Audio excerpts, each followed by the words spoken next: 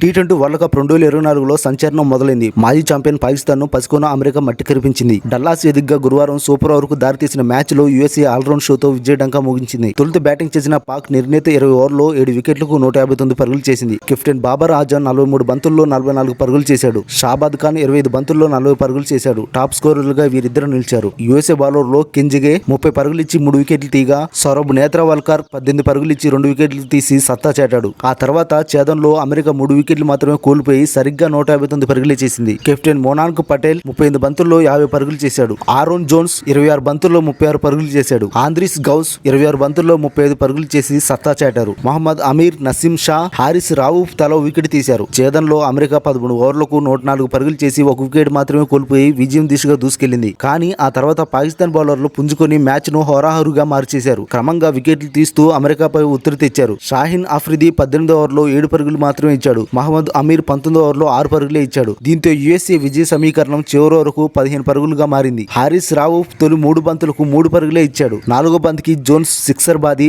5వ బంతికి సింగిల్ సాధించాడు. అమెరికా గెలవాలంటే ఆఖరి బంతికి 5 పరుగులు అవసరం అవగా నితీష్ కుమార్ బౌండరీ బాది మ్యాచ్ ను టైగా ముగించాడు. సూపర్ ఓవర్లో తొలుత బ్యాటింగ్ చేసిన అమెరికా 1 వికెట్ నష్టానికి 18 పరుగులు చేసింది. మొదటి 3 బంతుల్లో అమీర్ 7 పరుగులు మాత్రమే ఇచ్చాడు. కానీ ఆ తర్వాత లయ తప్పాడు. 7 పరుగులను వైడ్ల రూపంలో సమర్పించుకున్నాడు. ఆ తర్వాత సూపర్ ఓవర్ ఛేదంలో 19 పరుగుల లక్ష్యంతో బరిలోకి దిగిన పాకిస్తాన్ 1 వికెట్ కోల్పోయి 11 పరుగులే చేసింది. సౌరభ్ నేత్రావల్కర్ కట్టుదిట్టంగా బౌలింగ్ చేశాడు. 2వ బంతిని బౌండరీకి తరలించిన ఇఫ్తాకార్ 3వ బంతికి అవుట్ అయ్యాడు. ఆ తర్వాత క్రీజులోకి వచ్చిన షాబాద్ జట్టును గెలిపించలేకపోయాడు.